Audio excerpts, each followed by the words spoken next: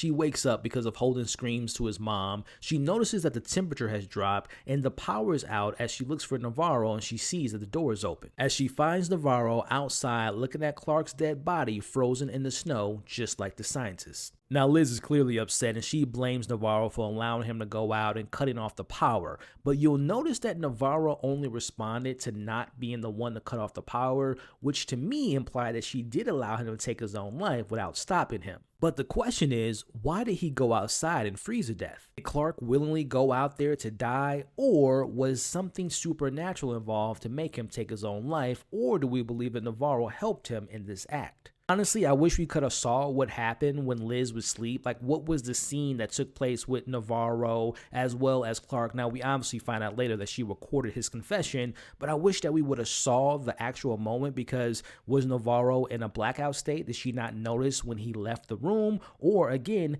did she allow it to happen? I'm very curious on why the show didn't give us that particular scene. As they split up to look for a backup generator, I want you all to look at this scene. Look behind Navarro. Now, that's obviously a ghost, but I couldn't tell who that was. Was that Annie K? Was that someone else? Was that Jules, or was that her mother? Let me know your suspicions and your theories of who this ghost is. But back with Liz, we see the rim of that tire appear from the opening credits as we see Liz check it out. As in my mind, this is her remembering the day that Holden and Jake died in that car accident. Now, Navarro hears whispers calling to her and guides her as she follows and sees Clark, as we get the reverse shot of what we saw the night of the scientist's death, as the moment it appeared that he was being possessed. Now, even after watching this multiple times, I'm still not sure on this scene as far as clarification. Let me know what you all interpreted this scene to be. Did Clark see Navarro in this moment? Did they look at each other face to face in that exact moment, but obviously in two different times? And this was all due to the fact that they're in the night country, aka the underworld, where time and space doesn't exist? Because my mind goes to Clark mentioning time repeating itself. Maybe we're seeing after Clark died, his punishment is to relive that night and time of thinking of Annie returning to kill him and the scientist. Now, this is me going off the deep end of theories and craziness. What if we're witnessing both Navarro and Liz and Clark in the night country? Meaning that they're all in between the dead and the living of the underworld. They're experiencing supernatural events with items from the dead and the dead being in the background. Are we witnessing them almost on the verge of death during the storm? Back with Liz and Navarro as both characters listen to the call from the dead. As we watch Navarro telling Liz there's something out there calling her and that there's so much more than just this, and that it could be a comfort, as Jules wasn't wrong. Now, Liz responds by telling her that even though it's her sister, plain and simple, Jules just decided to quit. I don't think Navarro was trying to be rude or mean or try to clap back at her for mentioning her sister Jules, but we see Navarro does bring up Holden and mentions his eyes. Navarro tries to tell Liz what she heard from her son. We see Liz shuts her up immediately. As Liz says that she doesn't know if he was trapped in the car, if he was scared, if he was hurt, or screaming out her name, as Liz threatens Navarro. You want to go out there and die?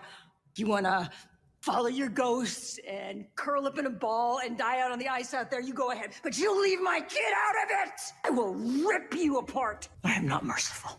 To me, this scene right here is why you get Jodie Foster. It's not that she wasn't already doing an excellent job in the show before this particular scene, but this scene made me feel every single word. You feel the pain she had inside of her because of losing Holden. Just a very powerful scene, which was paired perfectly to this very next scene, as to me it hits on the idea of Liz living with the pain of losing her son and living for the dead and not alive for the living. As we cut to seeing Leah calling her and leaves her a voicemail of her not dying and to make it back to her, which really makes me rethink some of my feelings towards Leah this season. She's been living with this shell of a person in Liz. Meanwhile, she has nobody. Leah is alone and she's seeking family and comfort because she lost her brother and she lost her dad, but Liz doesn't seem to make time to talk to her about her feelings. Again, while it was shortly lived, but I really appreciated those small moments that we got from Leah in this scene, as well as Kayla earlier. And again, I just wish that we had more moments from both of those characters, like this being one of the examples. We go back to Liz, who's trying to get some sleep, but she can't go to sleep. As she's looking for Navarro, she sees ashes leading her outside. As she finds Navarro in the middle of the snow walking, we cut to her in the same desert location that we've seen several times before. As we see her ears are now bleeding as she walks further and further, and Liz is screaming out to her her. I could be wrong, but the ear bleeding might have been explained in this moment. Maybe all the previous times she's been too afraid to listen and allowed her fears to get in the way of the voice trying to be heard.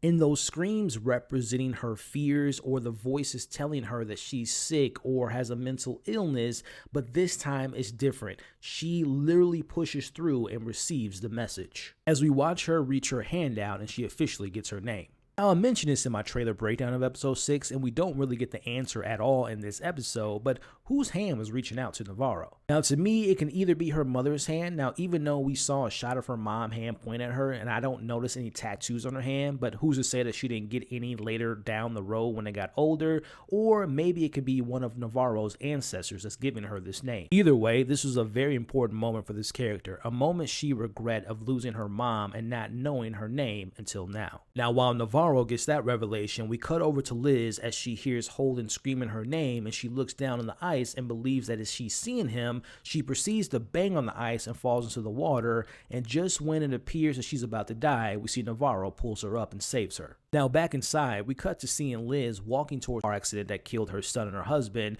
but she's wearing the same clothes of the present, as we see the shot of her body disappearing in the water. Almost a representation of her dying or getting close to death as Narravo tries to bring her back from the night country and back to the land of the living. As we see this montage of memories of her with her son and her holding that bear to celebrating his birthday and other moments in between that brought them joy. This to me was a beautiful representation of these characters facing their fears and facing their demons. I believe Narravo going back to that desert and Liz going back to the car accident was both of them on the verge of dying, but it wasn't their time to go, but instead facing what was holding them back. As throughout this series, they had one foot with the dead and one foot with the living, but they finally decided to overcome their trauma. To me, it was almost we were watching both these characters killing their past selves, metaphorically speaking. Liz in the water and Narravo with the storm, both of them having to come back on the other side to live, not with the memories or the heartbrokenness of losing their lost ones,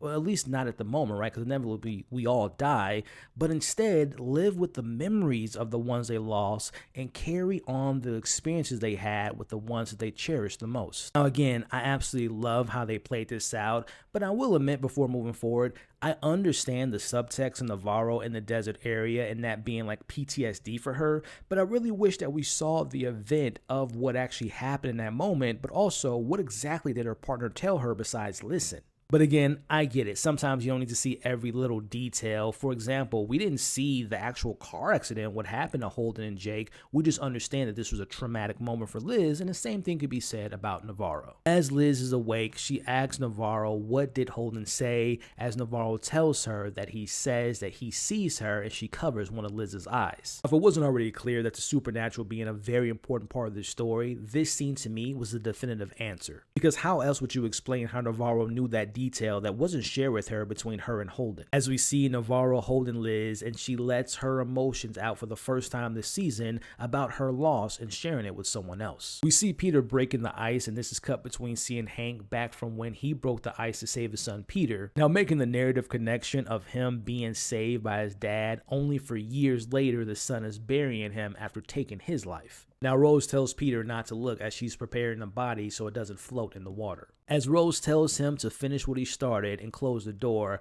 I can't be the only one that feels like Rose has clearly done this before, especially after what she says next. As we watch him put his own father in the depths of the water, we see Peter gets a moment of clarity in which the man who raised him, loved him, and abused him is gone forever. As she tells Peter the worst part hasn't come yet. What comes after forever is the worst part, as it's January 1st, the 15th day of night, we get a shot of the beautiful northern lights. Now, for some, it's believed that the northern lights are lights that are dancing waves of color and are powerful guardian spirits, and that these are the spirits of ancestors who come to meet and bless them. That's going to end this video. I really appreciate you all taking the time to watch. Make sure to leave your overall thoughts of the ending, as well as any deeper meanings you all took away. And again, watch my full breakdown of the finale and my live thoughts during the after show. All are awesome. Stay safe, and I'll catch you all on the next video.